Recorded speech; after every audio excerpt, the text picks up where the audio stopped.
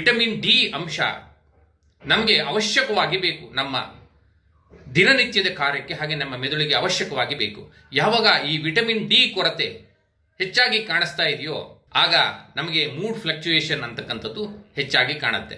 ಹೆಚ್ಚಿನ ಜನ ಇವತ್ತು ಏನಾಗುತ್ತೆ ಅಂದರೆ ಸೂರ್ಯ ಉದಯ ಆಗೋದಕ್ಕಿಂತ ಮೊದಲು ಆಫೀಸನ್ನು ಸೇರಿರ್ತಾರೆ, ಸೂರ್ಯ ಮುಳುಗಿದ ನಂತರದಲ್ಲಿ ಮನೆಗೆ ಬರ್ತಾರೆ. ಹಾಗಾಗಿ ಸೂರ್ಯನ ಕಿರಣಗಳಿಗೆ ಅವ್ರ ದೇಹ ಎಕ್ಸ್ಪೋಸ್ ಆಗೋದೇ ಇಲ್ಲ. ಇದರಿಂದ ಏನಾಗುತ್ತೆ, ವಿಟಮಿನ್ ಡಿ ಡಿಫಿಷಿಯನ್ಸಿ ಅಂತಕ್ಕಂಥದ್ದು ಹೆಚ್ಚಾಗಿ ಕಾಣಿಸ್ಕೊಳುತ್ತೆ. ವಿಟಮಿನ್ ಡಿ ಡಿಫಿಷಿಯನ್ಸಿ ಕಾಣಿಸ್ಕೊಳ್ತು ಅಂತ ಹೇಳಿದ್ರೆ ಬೋನ್ ಡೆನ್ಸಿಟಿ ಅಂತ ಹೇಳ್ತೀವಿ, ಮೂಳೆಯಲ್ಲಿ ಸಾಂದ್ರತೆಯು ಕೂಡ ಕಡಿಮೆ ಆಗುತ್ತೆ. ಹಾಗೆ ನಮ್ಮ ಮೂಡ್ ಅಂತಕ್ಕಂಥದ್ದು ಫ್ಲಕ್ಚುಯೇಷನ್ ಆಗುತ್ತಾ ಹೋಗುತ್ತೆ. ಹಾಗೆ ಕೆಲವು ಆಟೋ ಇಮ್ಯೂನ್ ಡಿಸಾರ್ಡರ್ ಅಂತ ಹೇಳ್ತೀವಿ. ಆ ಆಟೋ ಇಮ್ಯೂನ್ ಡಿಸಾರ್ಡರ್ಸು ಕೂಡ ಸೂರ್ಯನ ಕಿರಣಗಳು ಸರಿಯಾಗಿ ನಮ್ಮ ದೇಹಕ್ಕೆ ತಾಗದಿದ್ದಾಗ ಕಾಣುತ್ತೆ. ಉದಾಹರಣೆಗೆ ಸೋರಿಯಾಟಿಕ್ ಆರ್ಥರೈಟಿಸ್ ಆಗಿರ್ಬೋದು, ರೊಮಟೈಡ್ ಆರ್ಥರೈಟಿಸ್ ಆಗಿರ್ಬೋದು, ಮೆಟಬಾಲಿಕ್ ಡಿಸಾರ್ಡರ್ಸ್ ಅಂತ ಹೇಳ್ತೀವಿ.